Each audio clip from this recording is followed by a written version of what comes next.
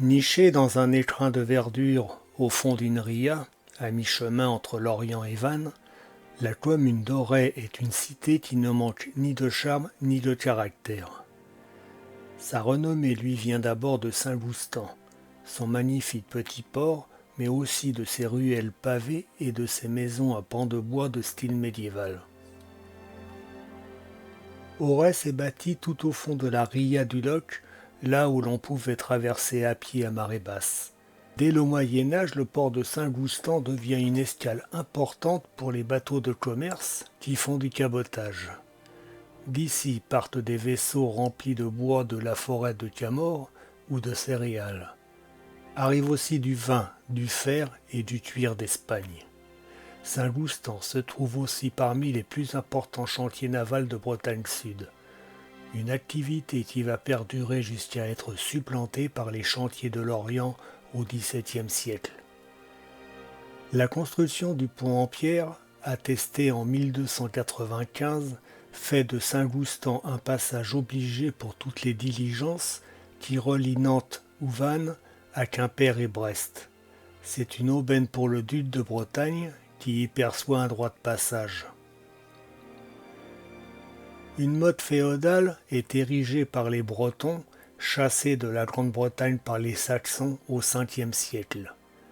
Elle est entourée de fossés et surmontée d'une tour, puis détruite par les Normands pour enfin être remplacée par un château équipé de remparts.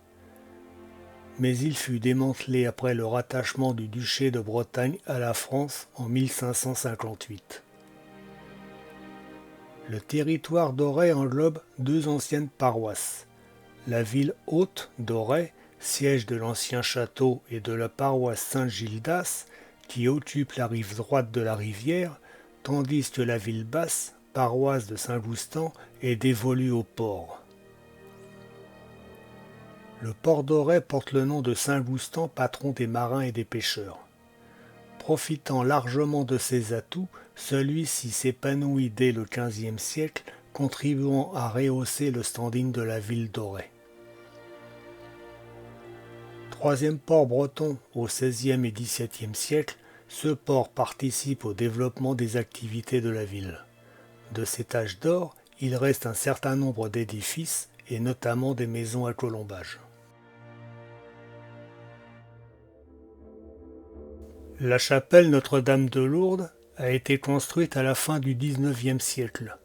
La réalisation de ce lieu de dévotion a débuté en 1862 à l'initiative du recteur de Saint-Goustan suite aux apparitions de Lourdes. Elle est achevée 16 ans après, la bénédiction par l'évêque ayant eu lieu en novembre 1879. De style néo-gothique, elle offre un exemple parfaitement préservé des édifices de culte construits dans la seconde moitié du XIXe siècle, où l'on perçoit les influences locales avec son clocher finistérien, autant que les tentatives d'imitation de la basilique supérieure de Lourdes, avec à l'intérieur une grotte reconstituée évoquant les apparitions, créant ainsi un édifice au caractère très particulier, voire unique.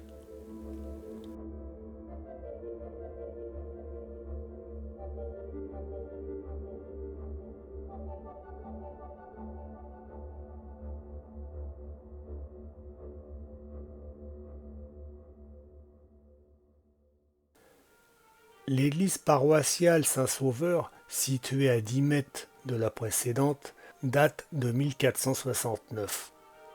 De cette époque, seul le portail subsiste, le reste ayant été détruit par un incendie en 1886, puis reconstruit.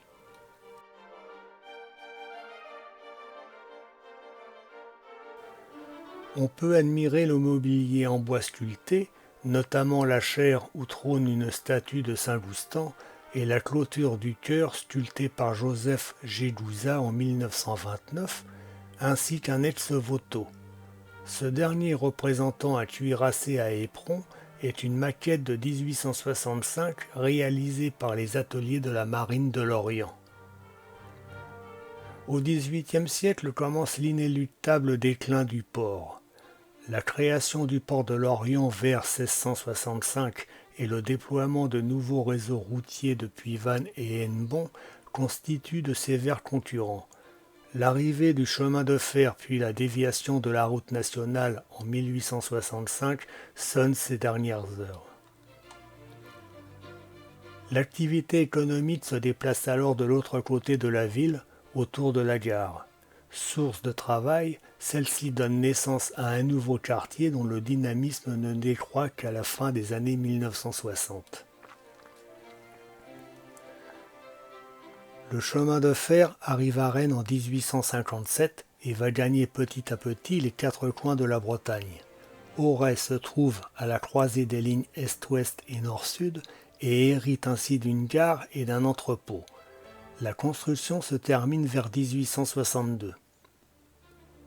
Avec la gare arrivent les employés des chemins de fer et leurs familles, des centaines de nouveaux habitants qu'il faut loger.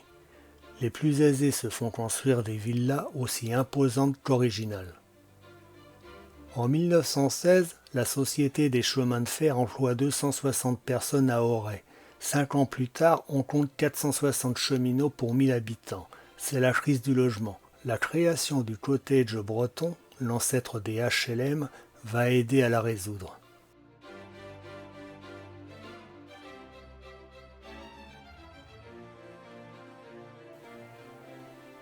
La place de la République a toujours été le lieu d'exercice des pouvoirs. Ici était concentré le pouvoir politique avec l'hôtel de ville, le pouvoir commercial avec les halles médiévales en bois et le pouvoir judiciaire abrité dans un bâtiment accolé aux halles. L'hôtel de ville d'Auray est terminé en 1782. L'architecte Jean de Taille de Thiers-Royan s'inspire de l'hôtel de ville de Rennes, mais délaisse les matériaux de la région et l'architecture locale pour un calcaire de Taillebourg venant de la Charente et un style purement français. L'église paroissiale Saint-Gildas d'Auray a été construite en 1623 à l'emplacement de l'ancien prieuré par l'architecte Gilles Moncey qui associe forme médiévale et style baroque. Elle porte la date de 1636 et a été consacrée en 1641. Le clocher, achevé en 1663, fut abattu et reconstruit en 1832.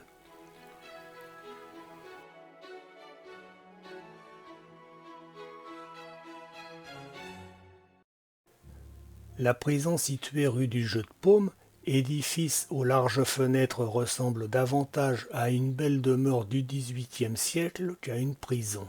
C'est pourtant la prison d'Auray, construite en 1788. 2 cellules témoignent encore des conditions de vie de ces prisonniers enchaînés et immobilisés sur des planches de bois. Ici a notamment été enfermé Georges Cadoudal, le chef de la chouannerie bretonne. Georges Cadoudal est né dans le hameau de Kerlé-Hanau le 1er janvier 1771 dans une famille de paysans aisés. En 1793, il prend les armes pour s'opposer à la conscription lors de la levée de masse. Mais la rébellion des paysans bretons échoue et Cadoudal part en Vendée où il participe aux différentes batailles. À son retour dans le Morbihan, il prend le commandement des troupes de Chouan qui se forment dans le pays d'Auray et devient rapidement le chef de l'armée royale et catholique de Bretagne. Après avoir tenté d'assassiner puis d'enlever le premier consul, il est abandonné par les paysans et traqué par la police. Il est finalement arrêté à Paris et guillotiné le 25 juin 1804 sur la place de Grève. Le mausolée de Cadoudal a été érigé en sa mémoire dans le charmant hameau de Kerlé-Hanau, plus haut dans la ville. Ce monument consacre son passé de chef de l'armée chouane de Bretagne et souligne l'importance de ce personnage durant la période révolutionnaire. Autre personnage à avoir marqué l'histoire du port de Saint-Goustan, l'Américain Benjamin Franklin. En 1776, celui-ci est contraint par le vent de débarquer à Auray alors qu'il voulait rejoindre Nantes pour demander de l'aide à la France afin d'obtenir l'indépendance des États-Unis. Il posa ainsi le pied sur le quai qui porte désormais son nom.